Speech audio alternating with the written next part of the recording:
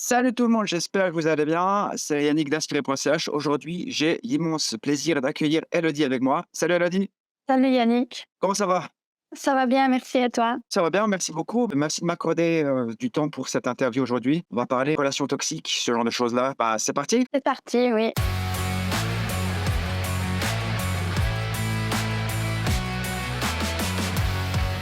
J'ai donc la chance d'avoir Elodie avec moi aujourd'hui. Nous allons parler d'un sujet très sensible, c'est les relations toxiques, les relations avec les pervers narcissiques ou perverses narcissiques. On va parler de ce sujet aujourd'hui parce que tous les deux, on a vécu ça. Elodie, elle est OK pour témoigner aujourd'hui sur son expérience qui s'est passée il y a maintenant quelques années. C'était en 2018, tu m'as dit, c'est juste? Ça a débuté en 2018, oui. Peut-être explique-nous un petit peu plus sur cette relation, comment vous vous êtes rencontrés, puis le début, si c'était bien, pas bien, et un peu le déroulement de ton histoire. Alors, on s'est rencontrés dans le milieu professionnel, on travaillait au même endroit. C'était assez rigolo parce qu'en fait, on se parlait pas du tout de base parce que notre travail n'avait rien à voir l'un avec l'autre, hein, donc on n'avait pas forcément besoin de communiquer. Et c'était une grande entreprise, donc pas forcément besoin de communiquer avec tout le monde. Moi, j'étais en relation quand j'ai commencé dans cette entreprise, relation qui s'est terminée, mais en très bons termes, et puis avec quelqu'un de très bien. C'est juste qu'il y avait plus de concordance entre nous. Dès ce moment-là, cette personne a commencé à s'approcher de moi, commencé à venir me parler, à s'intéresser subitement à moi. Je subissais relativement ma séparation d'avant parce que je suis partie en aimant encore la personne, donc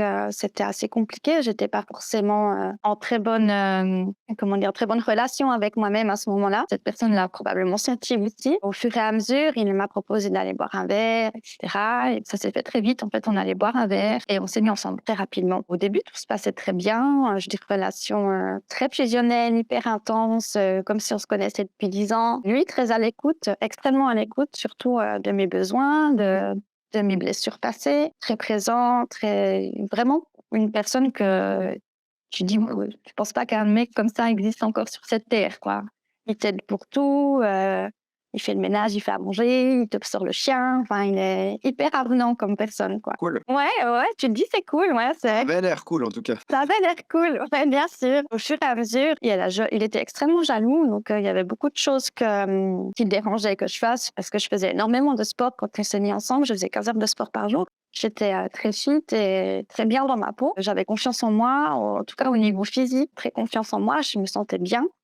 Et ça a commencé à le déranger. Ça le dérangeait que j'aille en salle de sport parce qu'il y avait des garçons. Du coup, j'ai arrêté d'aller à la salle de sport et je m'entraînais uniquement chez moi. Après, je me suis retrouvée au chômage. J'avais envie de faire coach sportive, en fait, à ce moment-là. Très motivée au départ. Il m'encourage à mort. Il fait avec moi les démarches pour trouver une salle, pour trouver du matériel, etc. Et ça allait bien jusqu'au jour où j'ai dû coacher un garçon. Et là, ça a été un enfer. Si j'allais en leggings, ça a été des phrases, tu vas montrer tes fesses, il va te regarder tout le long, il va pas faire du sport, il vient juste pour regarder tes fesses. Donc, c'était pas forcément très agréable. Donc, pas de leggings quand j'allais coacher le garçon. Je devais mettre des trainings très larges pour qu'on voie le moins possible, en fait, mes quelconques formes, en fait. Pas de brassière, pas de, tu vois, un gros pull. Enfin, voilà, vraiment cacher, camoufler le plus possible mon corps. Là, ça a commencé vraiment à devenir délicat. Quand je revenais du coaching avec ce garçon, que je rentrais à la maison, c'était des insultes. De toute façon, t'as fait ta pendant 1 heure. Vraiment des insultes.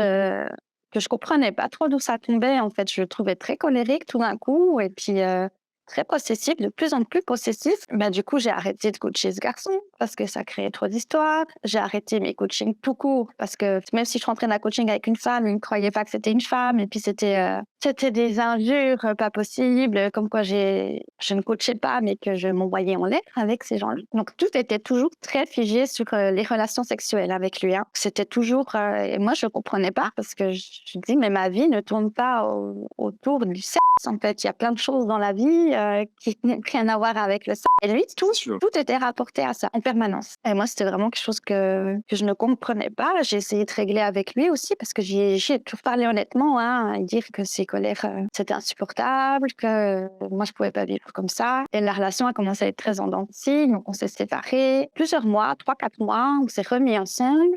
On s'est séparés 6 mois, on s'est remis ensemble. Et en fait, chaque fois qu'on se remettait ensemble, lui, il me promettait bien sûr qu'il avait travaillé avec un psy, qu'il allait beaucoup mieux, etc. Donc moi, je retombais dedans et plus le temps passait et moins, en fait, il était avenant longtemps. Donc c'est sa colère, elle revenait toujours plus vite, toujours plus intense. Et moi, c'était vraiment de la compréhension. Et forcément, quand quelqu'un t'incrimine de choses que tu ne fais pas, t'insulte de tous les noms possibles et imaginables, tu te mets en colère aussi. Et moi, je me reconnaissais plus. Je me sentais agressive à l'intérieur de moi, donc je l'étais pas forcément, je l'exprimais pas forcément. Mais je sentais que je commençais à me dire, mais maintenant, stop, ça joue pas. Il faut que j'y prenais une claque pour qu'il se calme. Qu'est-ce qu'il faut que je fasse? Donc, je me reconnaissais plus non plus parce que je suis de loin pas quelqu'un de nerveuse à la base. Je suis plutôt quelqu'un dans le dialogue et puis très calme, très posé. Mais le dialogue n'était pas possible avec lui dans ces crises, dans ces moments de colère. Du coup, je l'ai laissé. J'ai essayé d'abord de dialoguer, j'ai essayé la colère, j'ai essayé l'ignorance. C'est-à-dire que je laissais déverser toute sa haine et puis je disais oui, oui, oui, oui, en espérant que ça passe plus vite. Mais en fait, il n'y a rien à faire avec ce genre de personne parce que tu réagis pas, ça alimente. Tu réagis, ça alimente. Et à force que tu fais, ça alimente en fait. Mmh.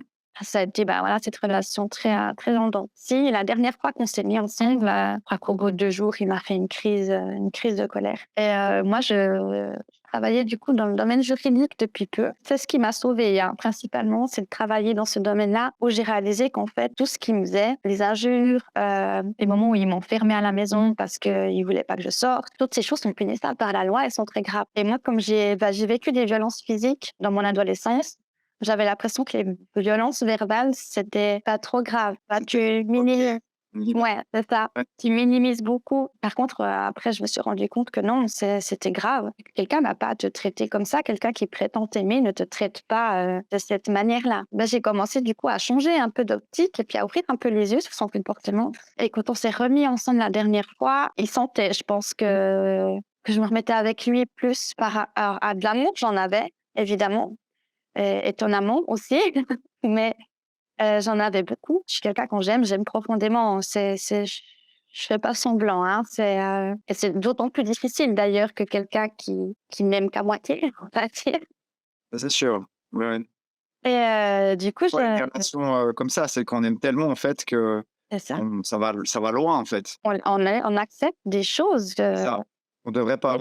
Non, non, non, c'est inacceptable. Aujourd'hui, je sais que j'accepterai jamais plus qu'on me traite de cette manière-là, amoureuse ou pas amoureuse. C'est Tant c'est mieux, peut-être oui. la leçon positive que tu peux ressortir de cette expérience. Voilà. Complètement. Alors, je pense qu'il y a rien qui arrive par hasard dans la vie et puis que mon destin, c'était peut-être de me ramasser une grosse claque, une grosse bonne dernière claque pour me dire: «Maintenant stop, tu te respectes et les gens doivent te respecter». Ça, c'est Ouais. clair qu'il y a beaucoup une notion de respect dans une relation comme ça, je pense. En tout cas, pour ma part aussi, c'est ce que j'ai vécu et je pense que quand ça va trop loin, c'est vraiment que finalement, ben, on n'a pas su se respecter soi-même et c'est une des plus grosses leçons, en tout cas personnellement, que moi j'ai apprises de la relation que j'ai vécue comme ça. Je sais pas si pour toi c'est la même chose, mais de ce que je peux entendre, ça a l'air d'être aussi ça. Complètement, oui. Ouais, ouais, moi, j'étais quelqu'un qui me dévalorisait énormément et d'être avec quelqu'un qui me dévalorisait encore plus que je me dévalorisais moi, ça m'a fait perdre énormément confiance en moi, évidemment. C'est pas évident après coup et c'est en arrivant justement dans ce milieu juridique où je suis arrivée avec des personnes qui m'ont beaucoup valorisée, je dirais. Du coup, je me suis dit: «En fait, je suis quelqu'un quand même. Je suis pas juste la petite poussière du coin, je suis pas là juste pour, que monsieur déverse ses nerfs. Je suis pas je suis quelqu'un à part entière et puis j'ai le droit d'être respectée». Là, je pense que tu as soulevé un point très important, la valorisation qu'on se donne. C'est vrai que j'avais jamais vu ça comme ça et c'est hyper cool que tu dis ça. En fait, je pense que selon le niveau de valeur qu'on s'estime, en fait, eh bien, on va plus ou moins peut-être tomber dans une relation toxique. Parce que moins on se valorise, donc moins on s'aime, plus on va accepter peut-être des choses qu'on ne devrait pas accepter. Et je pense que du coup, là, ouais, c'est vraiment ça me vient vraiment maintenant, ce que je dis là, parce qu'avec ce que tu viens de me dire, où il y a un rapport entre la valorisation qu'on a de soi et la qualité d'une relation dans laquelle on est. Ouais. C'est intéressant, effectivement. D'accord et ça a duré en tout combien de temps alors cette histoire? Alors ça a duré 3 ans avec, des pauses, comme je disais, où on se séparait pendant plusieurs mois et on se remettait ensemble et cetera. Mais, ça a duré 3 ans cette emprise-là. OK et donc c'est grâce à ce travail que tu as eu que tu as pu un peu ouvrir les yeux en fait? Alors j'ai ouvert les yeux exactement. Lui, à ce moment-là où il sentait qu'il me perdait, il m'a dit qu'il avait un cancer. Oh là là là là. Ouais. Ah, mais c'est terrible, c'est vraiment pervers, hein, c'est vraiment le bon terme en fait, d'aller jusqu'à à mitonner comme ça pour, jouer sur l'émotion des gens, c'est terrible.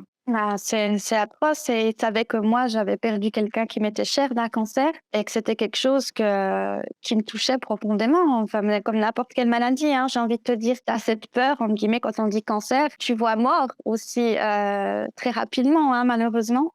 Alors que beaucoup de cancers se soignent très bien. Mais lui, bah, forcément, c'était un cancer limite phase terminale, hein. Enfin, voilà, c'était. Ah ouais, OK. Et il connaît très bien le sujet parce que lui a eu un cancer aussi en étant beaucoup plus jeune. Un réel, un vrai cancer. Ah ouais, Maladie pour lui, hein, parce que c'est pas évident. OK. Donc c'est un Il a sujet qui utilisé m'excuse. ça, en fait.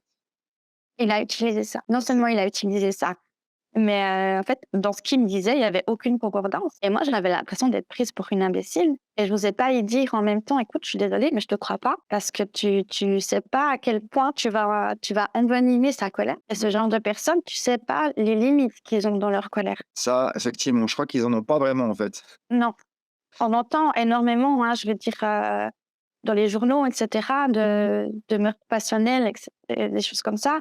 Tu te dis: «Mais enfin, moi, j'ai pas envie d'engendrer une crise de colère chez lui qui va engendrer ma mort». Ouais, c'est ça, Alors exactement. même s'il m'a jamais tapé, j'ai eu de la chance, il y a eu des violences, où il m'a empoignée très fort et cetera, mais taper ou plus, non, il y a pas eu. Heureusement. Heureusement, ouais, bien sûr. Tu as cette peur qui se crée et tu vas pas forcément le confronter sur ces mensonges, mais tu le sens que ça joue pas. J'ai remarqué même quand tu confrontes sur les mensonges, ils arrivent toujours à montrer ou à je sais pas comment, à dévier le truc pour, s'en Ouais. sortir et trouver un autre bobard ou un autre mensonge pour finalement contrebalancer cette vérité. Ah complètement, mais moi j'ai eu que ça pendant ces 3 ans de relation, c'était que des mensonges, pour tester parce que je suis pas quelqu'un de jalouse. Moi, je pars du principe que si tu es en couple avec quelqu'un, la confiance, elle doit être là. Si elle est pas là, ben, ça sert à rien d'être dans une relation, tu te bouffes et puis ça crée quelque chose de malsain. C'est Et juste. lui, c'est un truc qu'il supportait pas. Il supportait pas que je sois pas jalouse, donc il m'inventait des histoires avec des nanas qui n'existaient pas pour voir si j'étais jalouse. Ouais. Pour essayer de te rendre jalouse. OK et ça a pas marché ça du coup? Alors ça a pas marché parce que son histoire n'avait eu ni queue ni tête et puis que j'avais bien compris que c'était des bobards et puis voilà, donc je lui ai dit: «Ah ouais, ben j'espère qu'elle s'arrête là» et puis non plus je l'ai pas confrontée à son mensonge, toujours par protection pour moi-même Oui, bien et je sûr. pense que heureusement que j'ai eu ces moments un petit peu, et je suis quelqu'un qui déteste, hein, le mensonge vraiment, moi c'est en général quand j'ai un menteur devant moi ou une menteuse, je vais pousser à bout jusqu'à, qu'ils se rendent compte que je suis pas débile et puis que j'ai compris, Ouais. qui montait et là non, avec cette personne-là, je pouvais pas.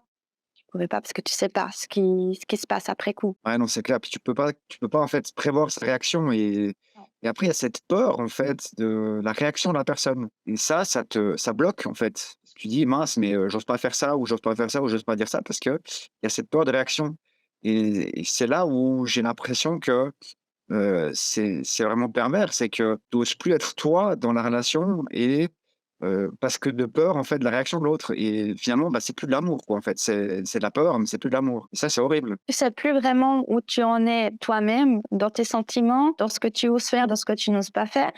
Donc en fait, comme tu dis, hein, tu te renfermes complètement dans cette relation parce que sortir, tu pas, parce qu'il y aura des autres hommes et cetera, aller boire un verre, tu pas, faire du sport, tu pas. Il te reste quoi? Il te reste plus que cette relation-là, finalement. C'est d'autant plus difficile à partir après parce que, il y a beaucoup de choses que tu as mis de côté et puis que tu as plus vraiment de vie à toi-même, en fait.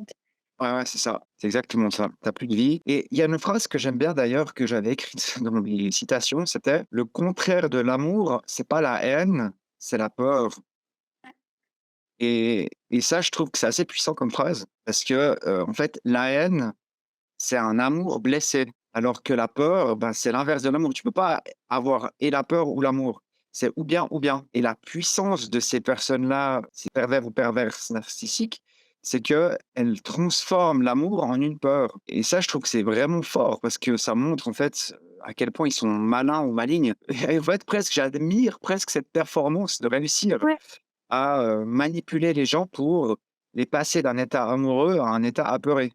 Je sais même pas s'ils se rendent compte à quel point, en fait, ils engendrent ce genre de situation chez l'autre. Je sais même pas si c'est naturel et puis qui ne se rendent pas compte, tu vois, comme toi, tu vas acheter une baguette de pain le matin, lui, il fait du mal à quelqu'un.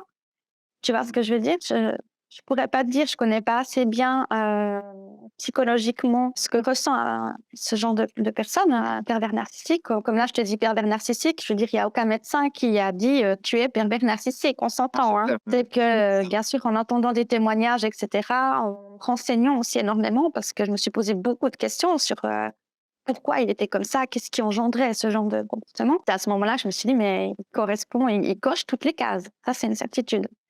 Il n'y en a pas une qui saute, quoi, tu sais? Exactement. Ouais, ouais, Voilà. c'est ça. Ça. Mais après, je suis pas médecin et puis, ni psychologue, donc Par contre, je pense qu'on a vécu quelque chose qui permet de quand même, peut-être mieux ressentir même que certains, psy ou médecins qui n'ont pas vécu ça, tu vois? Moi, ce que j'ai ressenti, c'est que ces personnes-là, en fait, elles ont tellement pas d'amour pour elles-mêmes, que c'est pour ça qu'elles essayent de ramener la personne en face à son niveau à elle, Mmh. parce que, ben, comme pour eux, l'amour, c'est quelque chose qu'en fait, c'est «inconcevable» entre guillemets, alors que même pourtant d'apparence, ils donnent l'impression d'aimer, au début, en tout cas, ben, ils sont tellement là en bas par rapport à cette personne qui est là pour lui donner cet amour-là, qu'au lieu de monter, ben non, il va tirer en bas, tu vois? Mmh. Parce que c'est beaucoup plus facile de ramener quelqu'un en bas que de soi-même monter. Soi-même monter, ça veut dire sortir de sa zone de confort, alors que ramener quelqu'un en bas, ça veut dire manipuler. Et ben, c'est beaucoup plus facile à faire ça que de changer et pour apprendre à s'aimer. Et ces personnes-là, ben, elles s'aiment pas. Fondamentalement, elles s'aiment pas et elles vont capter l'énergie, positive ou la bonne énergie de cette personne qui lui donne cet amour pour essayer de se nourrir, en fait, de ça en la faisant descendre à son même niveau. Complètement, ouais. Et puis comme tu le dis si bien, tu as ce décalage entre 2 personnes, mais au niveau de monter la personne ici, quand toi tu es là, puis tu essayes de le tirer en haut, l'énergie que tu y mets, c'est aussi vachement plus, imposant que de juste faire ça, finalement. Donc Mmh, d'un côté, tu te dis: «Ben» alors c'est malheureux parce que tu devrais pas, hein. Je veux dire, si le moment tu vois que tu dois faire ça pour aligner la relation, tu dois partir, parce que tu dois pas redescendre. Mais d'un côté, c'est aussi plus facile parce que tu dépenses moins d'énergie entre guillemets et puis, ben, tu descends à son niveau à lui et puis tu dis: «Ben, voilà, soit je l'aime et puis je reste comme ça, toute ma vie à être maltraitée, à être insultée, à vivre dans la peur, soit je m'en vais». c'est ça et justement, comment tu as eu le déclic de partir ou d'arrêter? Alors j'ai eu le déclic de partir quand il y a eu cette histoire de cancer, j'ai pas cru, j'y ai pas dit. Au début, j'y ai cru, hein. Je veux dire, quand il me l'a annoncé, bien évidemment, j'y ai cru et il avait déjà anticipé depuis un petit moment, en fait, cette histoire où je lui disais: «Mais je trouve que tu as changé, je te trouve hyper fatigué, je te trouve hyper nerveux, il y a quelque chose qui joue pas». Enfin, il me disait: «Ouais, je trouve aussi, je suis fatigué, je vais aller faire un contrôle chez le médecin» et cetera. Donc il avait déjà commencé un petit peu ce travail, en amont et puis, ben, du coup, ben, il m'a annoncé qu'il avait le cancer. Donc au début, c'était, chute émotionnelle, enfin, on pleure tous les 2, donc lui aussi, hein, dans des pleurs, dans un chagrin, monstrueux, «Mon Dieu, mais qu'est-ce qui t'arrive?» Enfin, bien évidemment, c'était pas évident et après, bah, bien sûr, moi, j'ai beaucoup interrogé parce que je voulais savoir qu'est-ce que mon homme, allait subir, qu'était la suite, qu'est-ce qu'on allait vivre, en fait. Donc forcément, dans mes questions, bah, j'avais des réponses qui ne me convenaient pas dans le sens où, qui ne touchaient pas terre quand tu as un cancer, en fait. Du coup, bah, ça a été, un petit peu l'enquête l'enquêtrice en moi surtout qui est ressortie, où tu te renseignes, tu essaies de voir si vraiment tout concorde, mais tu vois qu'il y a absolument rien qui concorde justement et quand tu es malade d'un cancer, tout ce que tu as besoin, c'est que de quelqu'un qui t'amène à ta chimio, qui vient te rechercher parce que tu es mal comme un chien en sortant de chimio et lui non. Alors lui non, ça allait très bien en sortant de chimio, il pouvait rentrer, il fallait surtout pas que j'aille le chercher, surtout pas que je prenne congé, surtout pas enfin voilà et il arrivait après sa chimio, donc je pense que c'est le seul, personnage qui a une chimio et puis, donc une chimio intense puisque c'était un cancer quand même avancé, hein, dans ses dires et qui arrivait après à venir promener le chien avec moi 2 heures. Voilà, donc c'était toutes des petites similitudes comme ça qui me moi, je me suis dit: «En fait, je peux pas rester à côté de quelqu'un qui me fait croire qu'il a un cancer, que j'ose pas lui dire que je suis pas bête et que je vois bien qu'il en a pas un et du coup, je dois jouer son jeu. Je dois faire semblant de: «Oh mon pauvre chéri, qu'est-ce que tu es malade? C'est pas grave, va te coucher, je vais te faire un thé», enfin, tu vois? Et c'était impossible pour moi. Et là, je me suis dit: «C'est fini, tu dois partir» et du coup, je suis partie. Donc forcément, j'étais un monstre parce que j'ai abandonné un homme, malade et puis, voilà, donc j'ai été un monstre pas possible. Ce qui m'a sauvée, c'est que je suis plus jamais retournée près de lui et que lui, il est en prison et du coup, j'ai plus de contact et puis tu as pas le choix de te guérir de cette personne. de supprimer cette dépendance parce que de toute façon, tu peux pas y retourner, c'est impossible. Ah ouais, ça serait du suicide sinon. Ah, ce serait du suicide et puis de toute façon, judiciairement, j'avais absolument pas le droit d'aller le voir donc de toute façon, la justice, entre guillemets, a tapé fort pour que me faire décrocher de cette dépendance. OK. Voilà. Waouh! Ouais. D'accord. Bah, dis donc. Merci beaucoup pour toute, cette histoire, de dingue que tu viens de nous raconter à tous, qui me fait un peu beaucoup réfléchir à ce que tu viens de me dire. Enfin, il y a pas mal de passages qui me rappellent un peu aussi mon histoire. Une chose à laquelle je pense, qui était en tout cas ce que moi j'ai vécu et je pense que à travers ce que tu dis, c'est la même chose, c'est ce côté un peu sauveur comme ça ou sauveuse. Est-ce que dans ta relation, tu avais ce rôle de vouloir ou tu avais la sensation de vouloir, le sauver de cette situation, difficile pour sa part? Absolument, c'était tout ce que je voulais, c'est que qu'il soit bien dans sa tête et dans ses baskets pour avoir une relation, parce qu'au-delà de ces moments de colère et d'atrocité que l'on vit, il y a une relation qui est ultra passionnelle, ultra fusionnelle et cetera. Donc tout ce que toi t'aimerais, ce serait bazarder ce côté colérique et cetera et puis garder que ce côté bien sûr qu'il peut y avoir des désaccords, hein, dans une relation, je dis pas le contraire, mais garder ce côté, très fusionnel et où on a eu beaucoup de rires, beaucoup de beaux moments aussi et bah, j'ai tout fait pour aider à bazarder ce côté-là et on en discutait, forcément énormément où je lui disais: «Je pense que tu as un petit démon en toi que tu arrives pas à chasser». J'essayais de tout faire pour l'aider, pour chasser ce petit démon, bien sûr. J'aime bien cette image que tu donnes du petit démon là, c'est vrai que c'est un peu ça. C'est tu as vraiment cette sensation de croire naïvement en fait que tu peux le sauver par amour, et du coup tu y retournes et du coup tu continues et du coup tu Tu lâches pas. t'acharnes. Tu t'acharnes, exactement, tu t'acharnes, mais c'est tellement idiot, c'est naïf en fait parce que comme ces personnes-là sont malades, ben, ça peut pas marcher. Mais tant que tu l'as pas vécu, ben, tu peux pas savoir. Ça, avec le recul, c'est vraiment, la chose, la plus flagrante que je me dis: «Mais qu'est-ce que j'ai été vraiment naïf en fait, qu'est-ce que j'étais bête. Pourquoi j'ai pas vu ça avant?» Puis après forcément, bah, c'est l'amour, c'est clair, tu vas me dire: «C'est à cause de l'amour que tu vois pas ça». Mais, ce côté sauveur là, je pense que en tout cas, pour les gens qui nous regardent aujourd'hui, si vous avez cette sensation de vouloir sauver une personne dans un couple, là, il faut se poser des questions. C'est pas ça une relation, en fait. Ça doit être un équilibre. C'est pas un qui doit sauver l'autre ou c'est pas un qui doit, etc. Je sais pas ce que tu penses de ça. Je suis tout à fait d'accord avec toi. C'est un équilibre. Je parle pas de pas être présent pour la personne que l'on aime parce qu'il est associé, hein, on s'entend, ça c'est une évidence. Mais par contre, on ne peut pas quelqu'un qui a une nature colérique, violente, c'est quelque chose que tu peux pas, nettoyer. Tu peux pas prendre, une éponge, du vanish et puis, frotter sur lui et puis hop, il brille et puis tout est merveilleux et puis, tout ce côté colérique est plus là. C'est impossible. Ça, c'est impossible parce que le mal-être de cette personne-là, il est tellement profond qu'en fait, cette personne-là, elle va pas changer. Et ça sert à rien de vouloir et d'essayer, ça marchera pas parce que tu es pas à l'intérieur de cette personne, tu peux pas la sauver. Comme il y a ce mal-être profond, il y a ce manque d'amour de soi tellement profond et que c'est pour ça qu'elle s'intéresse à des personnes comme toi ou comme moi ou toutes ces personnes qui sont là à donner beaucoup, ben, parce qu'ils comprennent pas en fait, ces personnes-là, comme ça c'est ma vision, elles comprennent pas que tu puisses être bien. Ça un peu se lancer des fleurs, mais je me considère quand même comme une personne bien et je pense que, voilà, on se connaît pas vraiment, mais je pense que tu as l'air aussi quelqu'un de bien. Donc quand tu as un bon cœur et que tu es prêt à donner beaucoup, puis que tu as une autre personne qui est là en bas et qui est prêt à tout prendre, ben, ces personnes-là, elles savent tellement pas comment être dans ce côté bien que la seule chose qu'elles savent faire, et c'est peut-être malgré elles, hein, peut-être qu'elles ne se rendent même pas compte, ça c'est possible. Bah, la seule chose qu'elles savent faire, c'est, prendre ça et le ramener vers elles en bas et ça, c'est après à nous, en fait, de nous rendre compte de ça. Pour ma part, l'erreur que moi j'ai faite, je pense, c'est que j'ai pas su me rendre compte de ça. Je me suis laissé moi-même j'ai aussi cette part de responsabilité de m'être laissé moi-même, bah, manipuler en quelque part, en fait. C'est ça, c'est de la manipulation, hein. C'est parce que c'est de la manipulation. Mais est-ce que ça veut aussi dire, quelque part, que si on s'est laissé manipuler, il y a aussi un manque d'amour de soi quelque part? Je sais pas, ça c'est je me suis souvent posé cette question-là. Moi, j'ai la sensation que si je me suis quelque part laissé manipuler à ce point, c'est aussi que je m'aimais pas complètement ou pas assez. Parce que de toute manière, dans l'ensemble, il y a personne qui s'aime à 100, on est d'accord. Et quand Non, tu te bien laisses sûr. manipuler par quelqu'un qui est comme ça mal, c'est que tu cherches aussi quelque part quelque chose à combler. Je sais pas trop, ce que tu en penses là-dessus?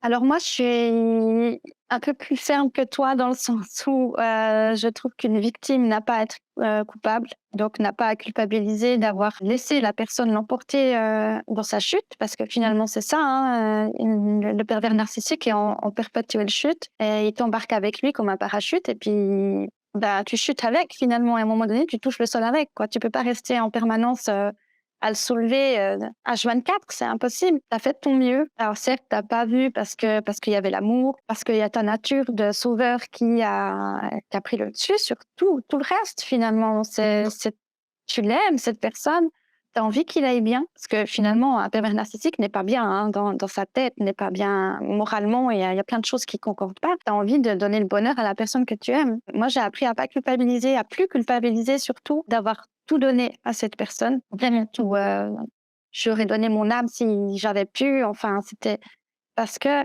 je suis comme ça. C'était pas la bonne personne à qui tout donner, ça, c'est une certitude. Mais par contre, je suis comme ça et je serai comme ça avec quelqu'un que j'aime, de toute façon. Peut-être que je donnerai moins parce que tu et puis que, par contre, s'il y a quelqu'un qui me demande de nouveau, de donner toute mon énergie pour le sauver, non, je pense que je le ferai plus parce que j'ai plus l'énergie et puis je n'ai plus envie et puis ça montrera que c'est pas une relation saine à nouveau. Donc ça, non, je ne subirai plus. Mais par contre, c'est vrai, quand j'aime, je suis quelqu'un qui donne, mais parce que j'ai grandi avec cet exemple-là. Dans ma famille, c'est l'amour avant tout, c'est la famille avant tout. Tout le monde se porte les uns les autres. C'est pas un qui porte tout le monde. Rien de ce que j'ai pu faire, je le regrette ou je le culpabilise aujourd'hui. Je sais que je ne le ferai plus, c'est tout. C'est clair. Je parle pas de culpabilité, il faut surtout pas, enfin, il y a rien, absolument rien à culpabiliser. Comme tu as dit, tu as fait de ton mieux, C'est ça. et personnellement aussi, j'ai fait de mon mieux. C'est juste que, ben, c'était pas la bonne personne, voilà. Alors, Ouais. Tu vois? Mais après, ben, ce que moi j'ai appris en tout cas personnellement de ça, c'est qu'à aucun moment je peux culpabiliser de me dire, «J'ai fait ça mal» ou «J'ai fait ça bien». Par contre, je me dis: «J'ai eu un rôle quand même dans cette relation ou dans cette descente aux enfers parce que j'ai accepté des choses que je n'aurais pas dû accepter», tu vois? Mais ça ne veut pas dire qu'il faut culpabiliser, c'est juste un fait. C'est juste: «J'ai accepté ça, j'aurais pas dû, ben, maintenant j'ai appris». Ça montrait chez moi que, ben, quelque part, il y avait un truc qui faisait que je m'aimais pas pour accepter des choses comme ça. Ça ne veut pas dire, si tu penses ça, qu'il faut culpabiliser. Le but, c'est pas de culpabiliser parce que si tu culpabilises, ben, tu avances jamais. Alors que si tu dis: «Ben, justement, je veux pas culpabiliser, ben, je veux plus reproduire ça». C'est là la différence et à mon avis, c'est ça une des clés pour s'en sortir d'une relation comme ça, post-relation, quand tu es pas bien et que tu déprimes et tout ça, c'est que tu dois pas te mettre en rôle de victime en disant, «C'est ma faute». Tu dois te mettre en position de: «J'aurais pas dû accepter ça, je me suis laissé avoir par cette personne», tu vois? Et maintenant que je me suis rendu compte que je me suis laissé avoir par cette personne-là, je vais plus reproduire ça parce que en fait, je m'aime assez pour ne plus accepter ça dans un futur. À aucun moment, je vais me dire: «C'est ma faute, c'est à cause de moi que ça a pas non, je marché» peux pas. ou «J'ai pas su l'aimer de la manière dont il avait besoin ou dont elle avait besoin pour s'aimer plus». Non, parce que ces personnes-là, en fait, c'est là-dedans que ça va pas, tu vois? Et ça, je trouve c'est important de le noter. Non, tu as été très clair, mais je pense que c'est aussi une expérience qui est nécessaire, peut-être pour certaines personnes, pour un tout petit peu plus. Moi, je dis toujours que rien n'arrive par hasard, hein, dans la vie. On a des destins, chacun a son destin, mais je pense que des moments où tu subis ça, bah, comme tu dis, après de la rétrospection évidemment, hein, parce que tout de suite ça te tilte pas, mais avec beaucoup de rétrospection, tu te dis, bah, tu accepterais ce genre de choses, tu as accepté ce genre de choses parce que tu n'avais pas suffisamment d'estime et de valeur pour toi-même. Donc estime-toi, aime-toi et suffisamment de valeur pour plus accepter que quelqu'un te traite mal de cette façon-là. Et toi, traite-toi bien toi aussi déjà principalement à la base, parce que si toi tu te traites pas bien déjà toi-même, même si tu as l'impression comme ça que oui, je m'aime bien, ça va, enfin, souvent on n'a pas suffisamment d'estime de soi et ça, bah, C'est ce ça. genre de personnages, ils le sentent. Je veux dire un pervers narcissique c'est comme un chien à qui tu mets un steak, tu caches un steak dans le jardin, il a la truffe par terre comme ça, puis il le chope et bah, le pervers narcissique, c'est la même chose. C'est une très belle image, très juste. Je te rejoins à 100, mais c'est exactement ça. Ce que j'aurais pu compléter avant, tu viens de le faire ici et je te remercie. C'est vraiment, en fait, cette estime de soi. Quand on a une relation de pervers narcissique, c'est en fait sur ça qu'on doit travailler soi-même. C'est vraiment, le rapport qu'on a avec son estime et ça peut être peut-être un des messages qu'on pourrait passer aujourd'hui. C'est si vous êtes dans une situation comme ça, travaillez sur votre estime de vous-même pour vous valorisez davantage à l'intérieur de vous, en fait. Je pense que c'est un bon message à passer. Voilà, Moi, je pense qu'avec suffisamment d'estime de soi, on ne laisse pas quelqu'un nous traiter comme ça. Donc, on part. c'est ça, c'est ça. Donc finalement, au même titre que, par exemple, un burn-out, c'est l'interview précédente que j'ai faite. Quelqu'un qui va, avoir un burn-out, il aura tendance à être quelqu'un qui a besoin de tout contrôler, tout maîtriser. Mhm. Et je pense que quand on vit une expérience de pervers narcissique, finalement, c'est parce que le travail qu'on doit faire ici, ça sera un autre thème que celui du contrôle. Par exemple, quand on vit un burn-out, ça sera l'estime de soi. Mhm. Pour chaque chose, en fait, psychologiquement très dure qui nous arrive dans la vie, c'est que on a un thème à travailler sur soi-même. Et a priori, ce que je peux en ressortir là, de ton expérience et mon expérience, c'est que les gens qui vivent, qui passent à travers une expérience de pervers narcissique, c'est qu'elles ont du travail sur l'estime de soi à faire. Quel conseil tu donnerais à quelqu'un qui est, là en bas pour, avoir ce petit déclic à l'intérieur de soi et se dire, «Ben, là, ça y est, je décide de m'estimer assez pour partir de cette relation». Ah, ça, c'est difficile. C'est très difficile parce que ça vient tellement naturellement ou pas. Justement, peut-être chez des gens, ça ne vient pas naturellement et c'est ça qui est malheureux. Juste regarde-toi dans le miroir et puis dis-toi, non, je suis quelqu'un, un être humain à part entière et j'ai le droit au respect. C'est ça. Donc peut-être qu'effectivement, se regarder dans le miroir, ça peut être une technique et en fait, ça veut dire qu'il faut regarder à l'intérieur de soi, en fait. On dit souvent que dans les yeux, on voit l'âme d'une personne. Je trouve important d'avoir ces moments où on se regarde dans le miroir, dans la profondeur de notre propre regard, en fait. Je trouve qu'on voit beaucoup de choses quand on se regarde dans son miroir, vraiment yeux dans les yeux avec soi-même. C'est juste ça, je suis d'accord et je pense qu'on le fait pas assez souvent. On est tellement envahi de bruits environnants qui nous distraient et qui nous empêchent de réfléchir sur soi et de faire de l'introspection avec, tout ce qui se passe sur internet et cetera, tous les médias, tout ça qui nous distrait par plein d'événements négatifs pour pas se focaliser sur soi.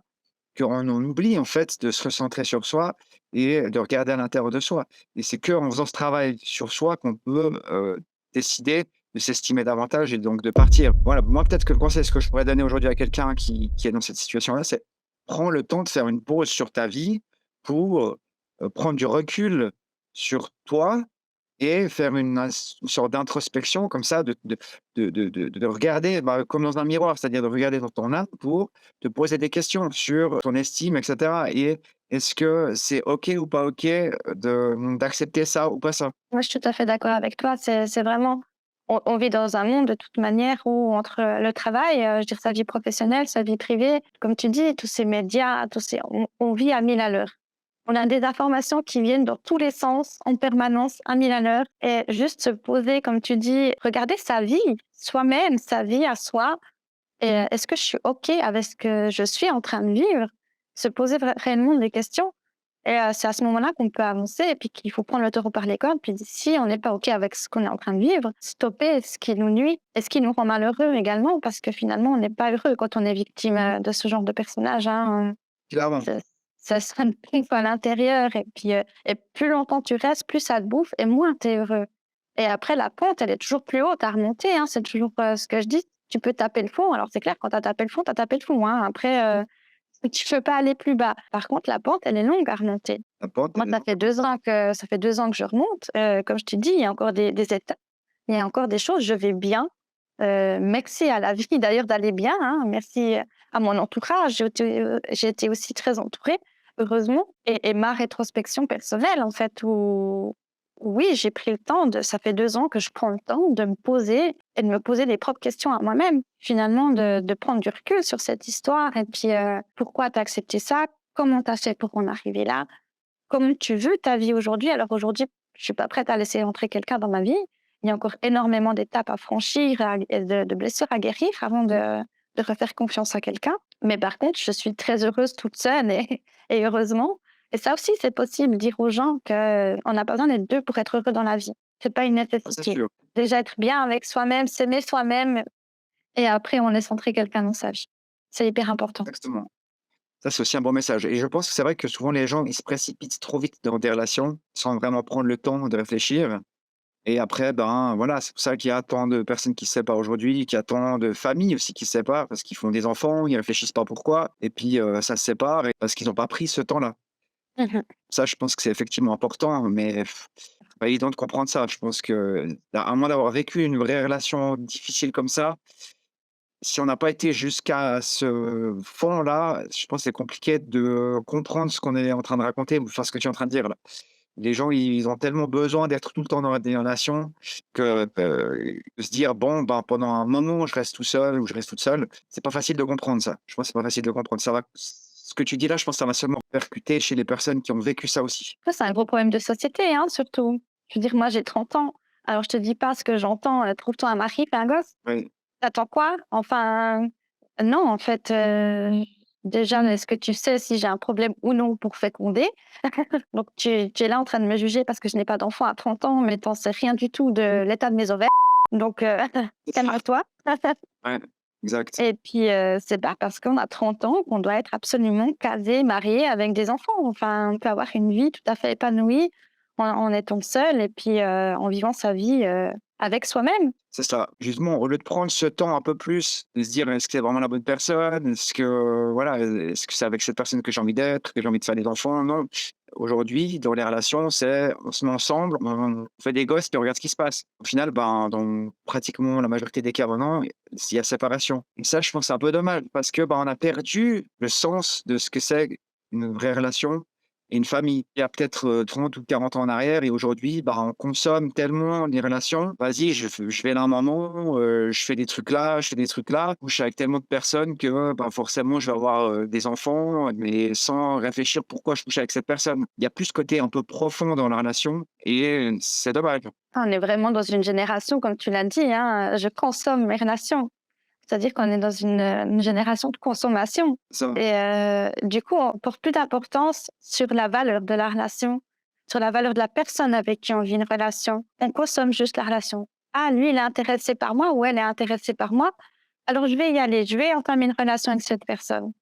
Mais sans prendre le temps de d'abord vraiment connaître cette personne, de voir si ça peut vraiment apporter une relation saine et respectueuse et aller loin avec la personne parce que finalement, c'est quand même, pour moi, le but d'une relation, c'est de construire quelque chose et de monter durant toutes ces années avec ces constructions-là et de vieillir ensemble et de mourir ensemble si on le peut. Moi, j'ai grandi dans cette valeur-là de l'amour et c'est ce que je recherche aussi, mais on est vraiment, vraiment, comme tu le dis, dans une génération de consommation. Et c'est très malheureux parce que du coup, on prend, entre guillemets, on prend, hein, on s'entend, mais on accepte tout et n'importe quoi parce qu'il faut être en couple. c'est ça, exactement. Tu as tout résumé ce que je pensais, exactement. Ça, bah, j'ai aussi ces mêmes valeurs que toi et ouais, j'ai exactement cette même vision et on prend plus le temps, en fait. C'est ça, on consomme, mais on prend plus le temps et c'est dommage. C'est très dommage. Moi, j'ai eu la chance de voir ma grand-maman profondément amoureuse de mon grand-papa, qui l'a perdu malheureusement beaucoup trop tôt. Donc, mon papa avait que 6 ans quand mon grand-papa est décédé. Et ma mamie est restée amoureuse toutes ces années après qu'elle a vécu. Elle n'a jamais reconstruit sa vie. Elle est restée amoureuse de mon grand-papa et elle s'en est allée, elle a décidé de s'en aller le jour de leur mariage, leur anniversaire de mariage. C'est beau ça. Ouais, c'est vraiment un conte de fées, c'est vraiment une histoire magnifique et quand tu grandis dans ce genre d'amour-là, d'images-là, bah, toi, tu peux pas te rendre compte, en fait et je pense que c'est un peu des lacunes, j'en ai parlé avec mes parents aussi, c'est que moi, j'ai grandi dans l'amour, dans le respect, mais sans forcément me montrer un petit peu: «Ah regarde, le monde, il peut aussi être très sombre, très noir», tu vois? Mmh. Et je leur en veux pas du tout parce que j'ai eu de la chance d'avoir une enfance du coup, beaucoup très aimante et c'était très agréable, hein, mais un tout petit peu plus ouvrir les yeux. Moi, je pense que si un jour je serai maman ou peut-être à ma nièce et à mon neveu, je leur ouvrirai un petit peu plus les yeux sur, nous, on a de la chance d'avoir cette famille-là qui est merveilleuse et aimante. Le monde n'a pas que ça. Alors ça c'est clair. Ouais, c'est vrai. Je peux que dire oui, je peux que dire oui effectivement et ça peut être aussi un problème du coup parce que, ben, tu es des fois confronté à des situations où, bah, tu es pas dans ce monde un peu des bisounours, j'ai envie de dire. Ah ouais, moi, je suis dans un monde de bisounours Ouais, depuis que je suis née, quoi. Donc du coup, tu comprends pas trop et tu ramasses une grosse, grosse claque quand tu as justement ce genre de personnes, ce genre de personnages qui viennent, au-devant de toi et puis que tu apprends après encore au fur et à mesure. En plus de ça, c'est quelqu'un, d'au-delà de la perversité, hein, c'est quelqu'un de ultra malsain et toi, tu as pas du tout été éduqué comme ça. Donc finalement, moi, ce que j'avais en face de moi, le personnage que j'avais en face de moi, je ne comprenais rien de ce qui se passait. Ouais, je comprends. C'est clair, exactement, c'est ça.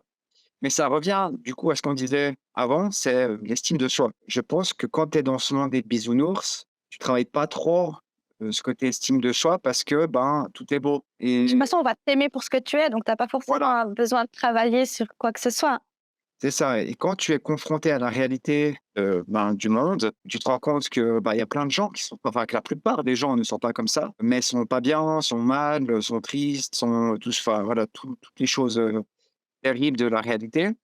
Tu te Oui. confrontes à ça, ben, ça fait bizarre. Pour se protéger, il faut s'estimer davantage. En fait, je pense que l'estime de soi, c'est une manière de se protéger aussi. Parce que si tu t'aimes assez fort, si tu t'estimes hautement, eh ben, tu vas réussir, en guillemets, à pas recevoir tout ce malheur ou tout ce mal-être des gens autour. C'est pour ça que c'est si important, en fait, de travailler ça, à mon avis. On a fait un peu le tour de la relation, toxique en elle-même, pourquoi est-ce qu'on arrive là-dedans et cetera, tout ça. Quelle, leçon, toi, est-ce que tu as apprises et que tu aimerais aujourd'hui transmettre, aux personnes? J'ai surtout appris que tout le monde n'est pas, rose, tout le monde n'est pas beau, comme je m'attendais, hein. Finalement, je vis dans un monde très bisounours, comme on a pu le dire, et qu'il faut ouvrir un petit peu les yeux. Et en ayant les yeux ouverts, on se rend compte déjà de beaucoup de choses et surtout en se respectant, en faisant assez de rétrospection sur soi-même, de travail sur soi. C'est hyper important de voir où on veut aller, comment on veut évoluer dans la vie et c'est en faisant ces étapes-là qu'on peut avoir une relation saine, je pense. Donc là, si je résume les 3 points que tu as sortis, c'est travailler sur soi, se respecter et ouvrir les yeux. Oui, Ça serait les 3 leçons principales que tu as apprises de cette relation et qui aujourd'hui tu mets en pratique pour, t'estimer davantage, c'est ça? oui, bien sûr. Si aujourd'hui tu avais un message à passer, le plus important de tous, qu'est-ce que tu aimerais dire, aux gens qui nous regardent?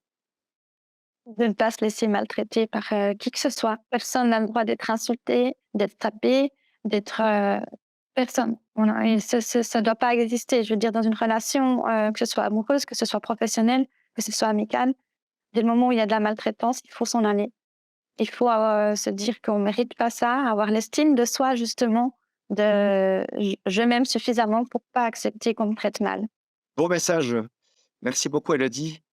Avec plaisir. Je pense qu'on a dit pas mal de choses importantes et que, peut-être en 30 secondes, si on devait résumer tout ce qu'on a dit aujourd'hui, je te laisse commencer.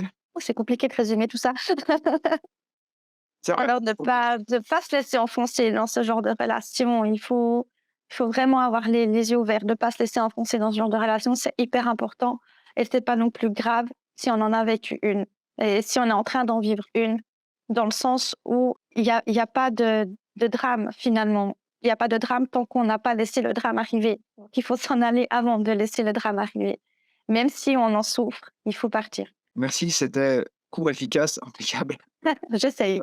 Pour ma part, bah, je vais te rejoindre, hein. Je pense que l'ouverture des yeux, donc ouvrir vraiment, prendre du recul et ouvrir les yeux sur la situation, c'est, le number one. Et c'est pas évident quand, on n'a pas une estime de soi assez haute. Donc ça, je pense que c'est le 2e point aussi que j'aimerais dire aujourd'hui, qu'on a déjà dit plusieurs fois. Pour ouvrir les yeux, il faut s'estimer assez et une fois qu'on s'estime assez, ben, on arrivera à se respecter et donc ne pas accepter, une situation, telle que celle-ci et donc on va pouvoir savoir prendre le choix de partir.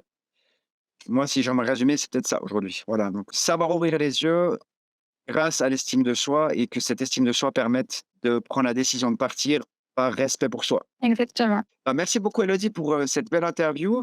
Merci à toi. Vous qui nous regardez, ça vous aura été utile. Si oui, dites-le nous en commentaire.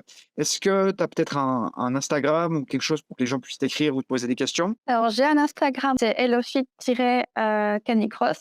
Excellent, Et je là, vais le mettre, juste en dessous de l'écran. Bah, merci beaucoup Elodie. N'hésitez pas à la Ouais. contacter ou à discuter avec elle si vous êtes dans une situation similaire ou simplement commenter cette Bien vidéo. sûr. N'hésitez pas à la partager également si, ça concerne quelqu'un que vous connaissez actuellement. Moi, je vous dis à tous une très belle journée, prenez soin de vous et à bientôt. Bye bye.